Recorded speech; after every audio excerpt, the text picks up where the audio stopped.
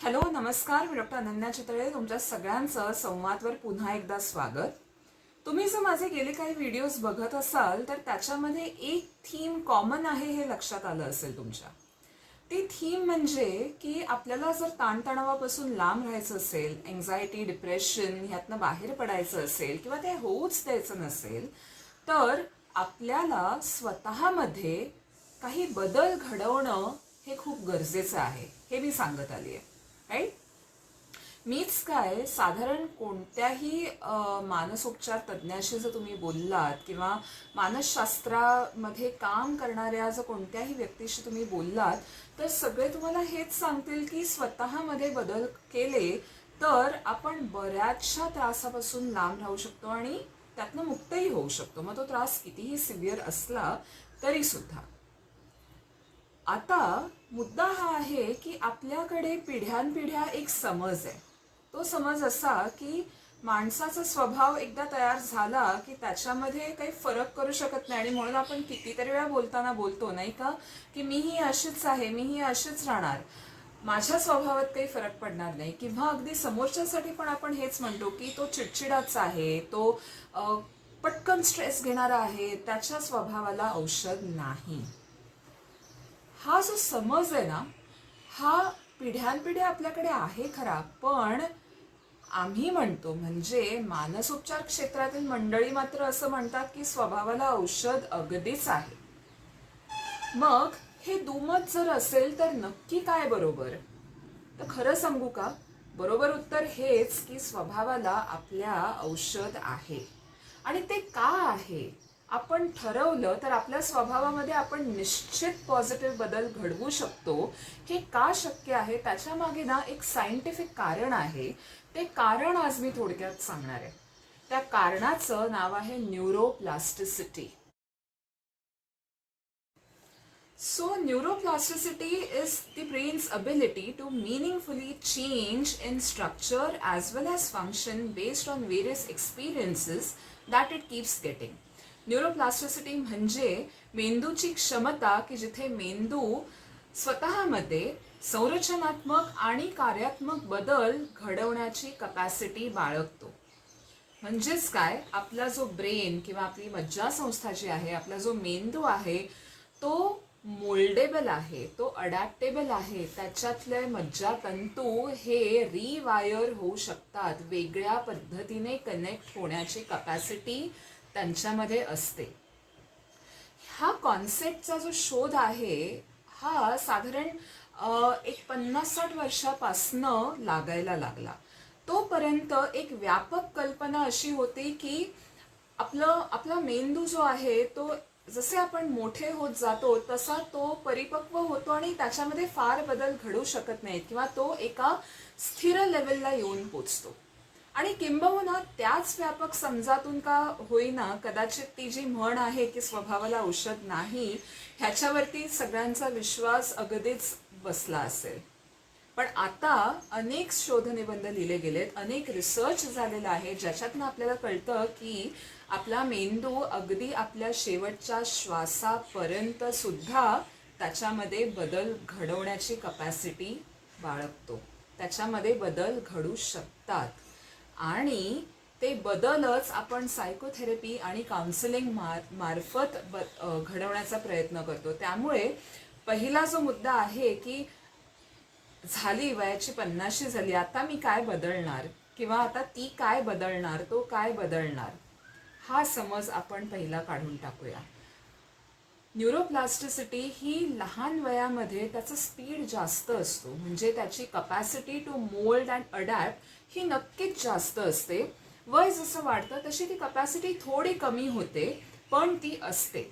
त्यामुळे अगदी आयुष्याच्या कोणत्याही टप्प्यावरती आपण जर ठरवलं की मला बदलायचंय किंवा एखाद्याने ठरवलं की माझ्यामध्ये मी पॉझिटिव्ह चेंजेस घडवणार तर ते अगदीच शक्य आहे.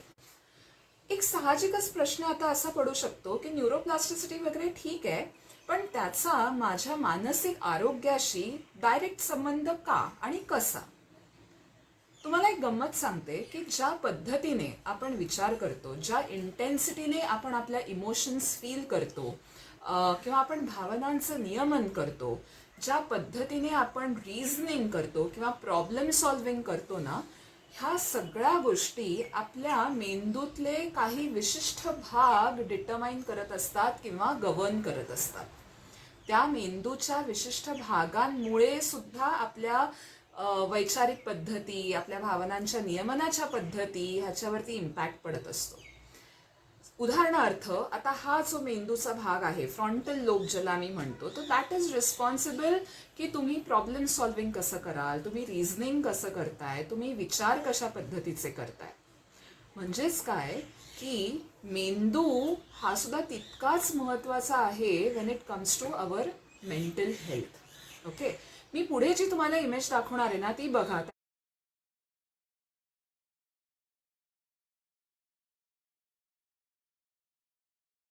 बघितलीत इमेज?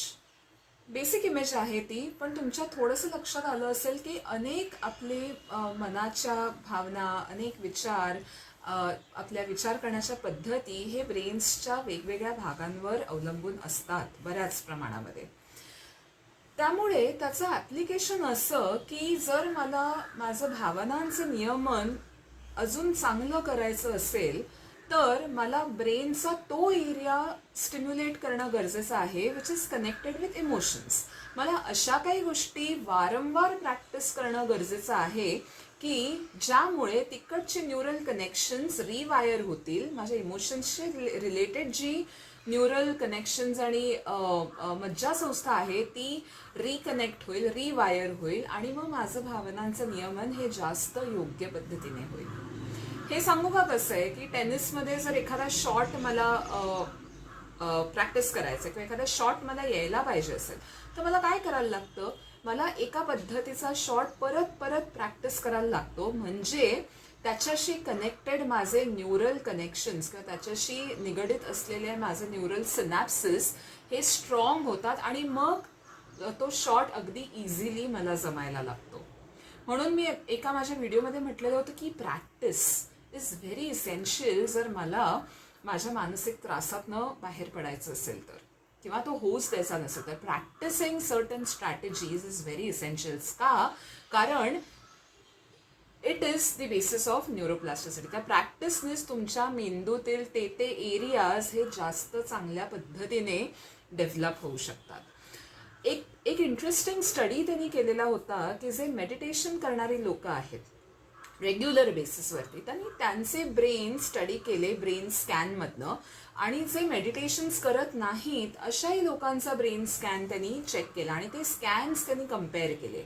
आणि जेव्हा त्यांनी ते स्कॅन्स कम्पेअर केले ना, तेव्हा त्यांच्या लक्षात आलं की जी लोक रेग्युलरली मेडिटेशन करतात त्यांचा ब्रेनमधला काही भाग हा जास्त मोठ्या आकाराचा आहे, जास्त डेव्हलप्ड दिसून येतोय स्कॅनमध्ये.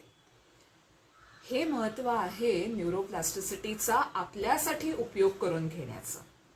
ओके, आता एकच शेवटचं सांगते. आपल्या ब्रेनला जर आपल्याला मोल्ड करायचं असेल किंवा अडॅप्टेबल बनवायचं असेल, एक पॉझिटिव्ह चेंज घडवायचा असेल तर ते एका दिवसात शक्य नाही. ओके, अगदी एका महिन्यात सुद्धा किंबहुना शक्य नाही. एक लक्षात घ्या, एखादं स्किल शिकायचं असेल तर ते कंटिन्युअसली जेव्हा आपण योग्यरित्या करतो तेव्हा आपले ते न्यूरल कनेक्शन्स फॉर्म होतात आणि ते स्किल आपल्याला आपसूक जमायला लागतं. आणि म्हणून एक ती म्हण आहे की everything is within your power and the power is within you. आणि हे खरंच आहे, कारण त्याच्यामागे सायन्स आहे, त्याच्यामागे न्यूरोप्लास्टिसिटीचं सायन्स आहे जी आपण युटिलाइज करू शकतो स्वतःसाठी आणि स्वतःमध्ये योग्य ते बदल घडवूच शकतो. त्यामुळे हे लक्षात ठेवा. And always remember, it is never late to bring about a positive change. आजच्या पुरता संवादवर एवढंच. पुन्हा भेटूया आपण आणि काही वेगळ्या टॉपिकवर बोलूया. तोपर्यंत stay safe, take care. Thank you so much.